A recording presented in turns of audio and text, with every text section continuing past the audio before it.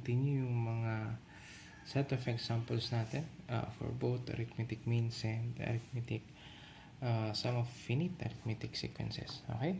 So, jump ulit tayo dito. So, continue natin from the last video. So, ito na yung number 6 nating problem. Okay? So, kailangan nating isolve. So, for number 6, makikita nyo naman yung question sa screen. So, kailangan nyo daw malaman kung ano yung sum of the first 11 terms ng ating sequence. So, kung titignan natin, ilista lang natin, ano ba yung sequence na yun? So, 3, 7, 11, and the rest. Okay? So, pag nakita nyo ganyan, ibig sabihin, infinite yan. Pero dahil in-specify naman na we want only yung sum ng first 11 terms ng ating sequence. So, ibig sabihin, we want to determine kung ano si S11. Okay? So, babalikan nyo paano ba itong gawin ulit. So, kay malala, babalikan natin yung sum of infinite sequence ay given by two equations. Kung natatandaan nyo pa. Diba? Si A1 plus AN. And then yung isang form ng Sn is or was derived from the arithmetic sequence, no? Yung nth term na formula. So, magiging n minus 1 multiplied by d. Okay? Oops, gawin na natin bracket ulit yan. Okay? So, how do we approach this one? So, kailangan natin ng first 11 terms para makuha natin si S11. So, kung titignan natin anong kailangan natin para sa equation, n, we need how many terms yung needed. So, we already know, gusto natin 11 terms. A1, given na tayo 3. However, we are not given kung ano yung 11 term. So, hindi na specify dyan. Okay? So, medyo how to get AN. Hindi natin alam yan. Okay? So, next, what if ito gamitin natin? Ito, alam natin. Ito, alam natin, 11. Pero itong D, hindi natin alam. Pero, based from previous learnings, alam natin kung paano kunin si D. Okay? So, paano kunin si D? Para sa naturang problem na ito, kuha lang kayo ng magkasunod na terms. Malamang, ang pinakamadali dyan, si A2 at saka si A1. So, kunin yung difference niya. Ito ay magiging 7 minus 3. Ang difference bali natin ay magiging 4. So, ang D natin ay 4. Therefore, pwede na natin gamitin yung second form ng Sn. Okay? Pwede natin substitute dyan. So, lalabas ang S11 natin is equal to 11 divided by 2. Yan natin to. This is 11 over 2. Simplify natin yan sa loob. 6 plus 40.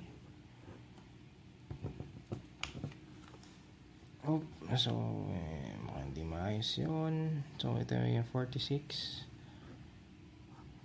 So, 11 over 2. Ito, divide natin by 2.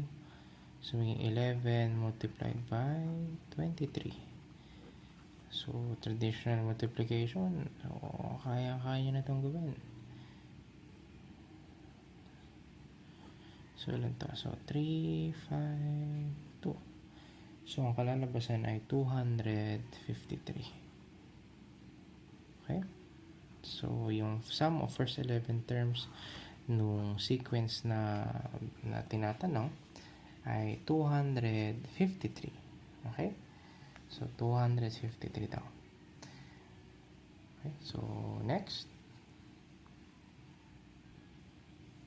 Okay? Number 7. Okay, 7 question na tayo. Ano ba yung 7? Tinatanong, yung tinatanong, papakita na rin sa inyong screen.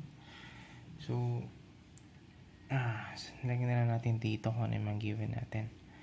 Yung first term ng arithmetic sequence ay 32.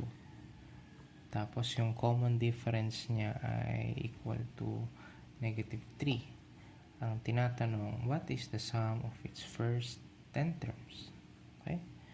So, tinatanong to. Ayan. So, paano natin to isasagutan? Okay? So, kasi napakadali na nito. Okay? Dahil, kung babalikan natin, kaya natin itong isolve using the second form ni Sn. So, ito yung A1. Ay, sorry. There should be 2A1. Tapos, magiging plus n minus 1 multiplied by d. Okay? Ay, nakakalimutan yung bracket na yun. Okay?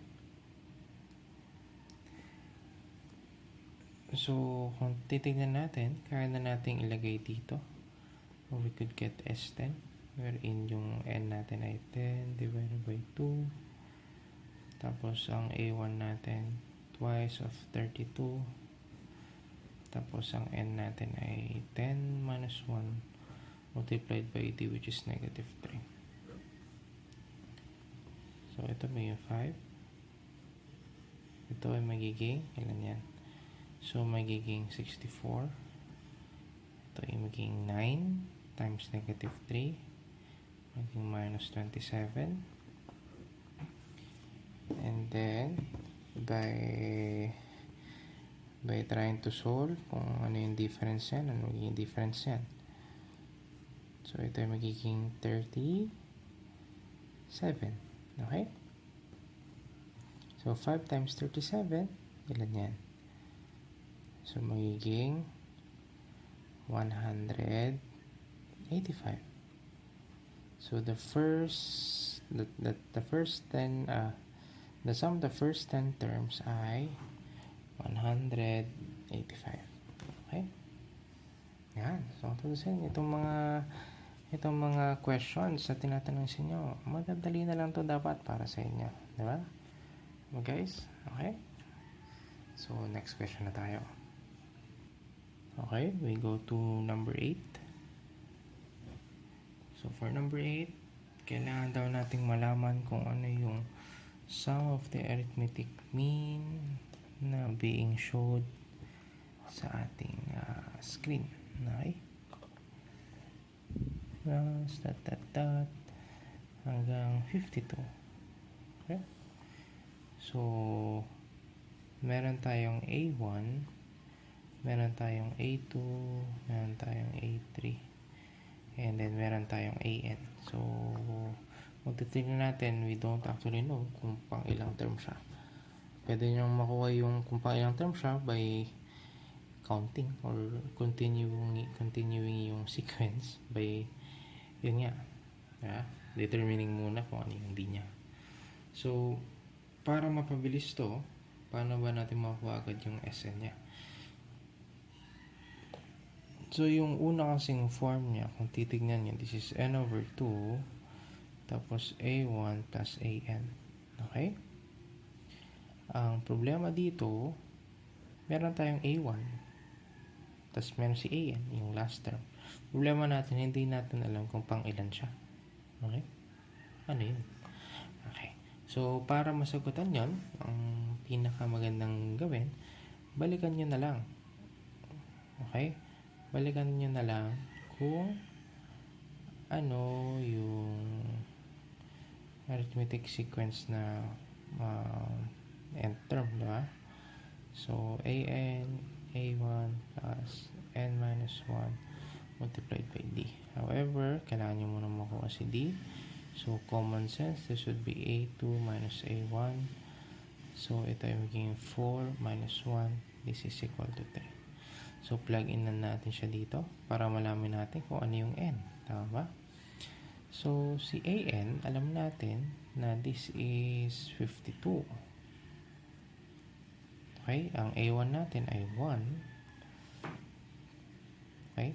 Pero yung N natin, di natin alam. Pero yung di natin, nalaman natin na this is 3. Okay? So, by transposition, dito ay 52 minus 1. Tapos ito naman, distribute nyo si 3. So, 3n minus 3. Or better yet, kahit sana di pala muna natin dinistribute. Diba? So, sige, ibalik na natin. Pwede rin naman yan eh. Kung gusto nyo, pwede nyo itong skip na part. Okay? Itong ginawa natin na dinistribute natin. Pwedeng hindi muna. So, lalabas is 51. Tapos, divide both sides yun na lang ng 3. So, mas madali pa lang gawin yan. So, ito magiging, ano yan? 1. Tapos, 21 divided by 3. Ito ay 17. Tapos, n minus 1. And then, transpose. Maging 17 plus 1. This is equal to 18. Okay? So, ibig sabihin, si 52, siya yung 18th term. Okay? Si 52 ay 18th term. Pwede nyo malaman yan kung iisa-isayin yan. Add kayo ng 3 hanggang maabot yung si 52. Pag nilista nyo na lahat, bilangin nyo kung pang ilan siya. And sure, ito si pang 18 na term. Okay? So, next, dahil alam na natin kung ano yung n, pwede na natin magamit yung form na to. Okay? So, kailangan lang natin makuha ay yung pang 18th term or sum hanggang sa pang 18th term. So, this is 18 divided by 2. Okay? So, ang A1 natin, given naman na. Given as 1. Tapos, ang ating AN, syempre, given na rin tayo na 52. Okay? So, divide na natin to dahil even naman siya. So, 9, tapos ito ay magiging 53. Okay? So, isa sa mga, ayan, paano yan? Multiply natin 9 by 53. Pwede by traditional math, pero kung isipin natin, pwede natin gawin, mag-multiply tayo ng 10 dito para mas madali. Then, mag-subtract na tayo ng 53. But anyway, any method can do. So, yun, parang shortcut lang na pwede nyo gawin. Pero kung gusto nyo ito, yung traditional method, wala namang problema. So, ito ay 477. So, lumalabas na ang sum ng first 18 terms ng sequence na yon ay 477. Okay? Yan. Okay, so let's go to number 9. Okay, so medyo masabilis yung pacing natin for these questions. So for number 9, ano daw yung sum ng first 150 integers, positive integers? So malamang ang first 150 natin ay from positive 1 up to ilan yan? Up to 150, of course. Okay? So, yan. So, tanong, yan. Paano natin gagawin yan? So, matutusin, this is simply by using yung first form ni Sn. Okay? Pero ito yung kanyang form. So, magiging A1 plus AN. Medyo dito lang kasi, tinetesting lang sa inyo kung alam nyo ba yung anong ibig sabihin ng first 150 positive integers. So, dahil alam nyo naman, na-identify nyo na kung ano yung first positive integers natin, then therefore, pwede na natin gamitin to. Okay? So, ang n natin malamang, it should be 150. Kasi naka-specify na to. We want to know up to the 150th term. Pag pinag-add natin lahat-lahat yun. So, ito maging 150 divided by 2.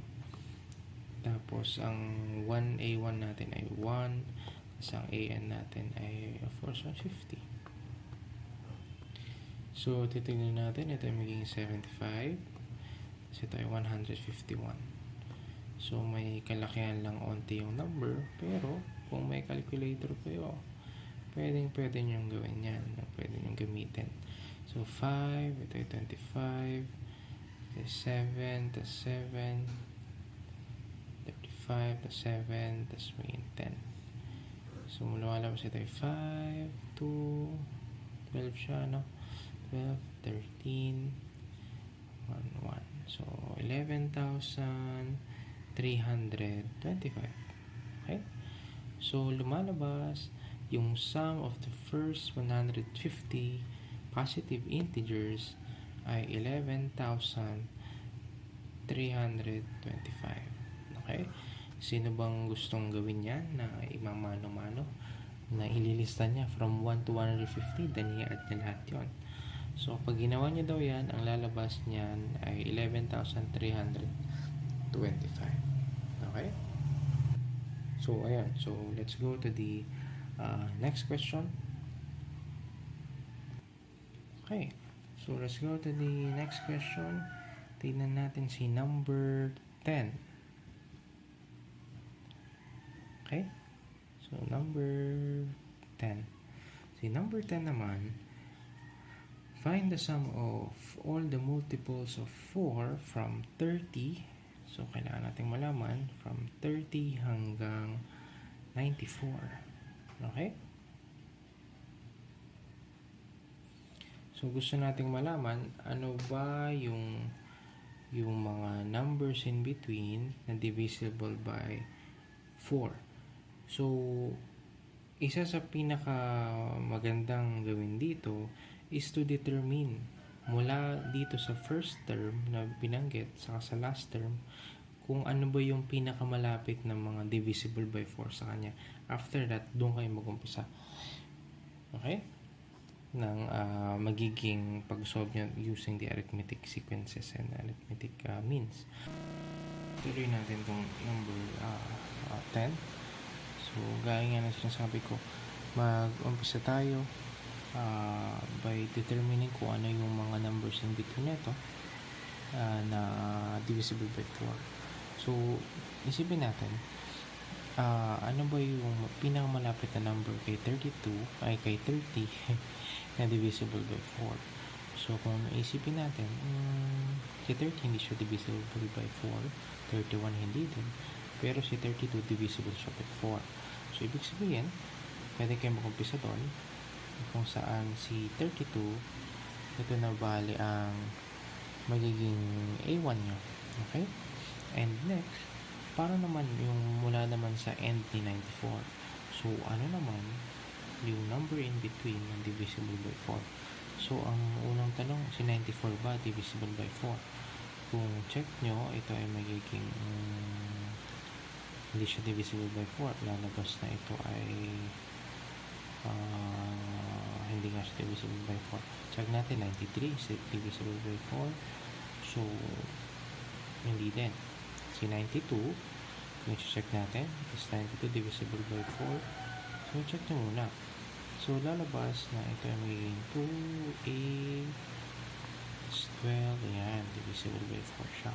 So, ang magiging an nyo para dito ay magiging 92. Okay? So, yan yung magiging an nyo. Okay? Yan. So, ano naman kapag nagawa na natin yan? So, ang tinatanong ay sum daw ng lahat ng ito from A1 up to AN. The only question is, hindi natin alam kung pang ilang term siya. Okay? Pwede nyo namang bilangin na naman. So, mas patrabaho yun. So, gawin natin. Mayroon tayong isang example kanina na almost the same. Given lang yung first and last. Okay? Then, kailangan lang natin makuha yung Sn. So, balikan nyo lang ulit yung equation ng arithmetic sequences nyo. So, A1 plus N minus 1 multiplied by D.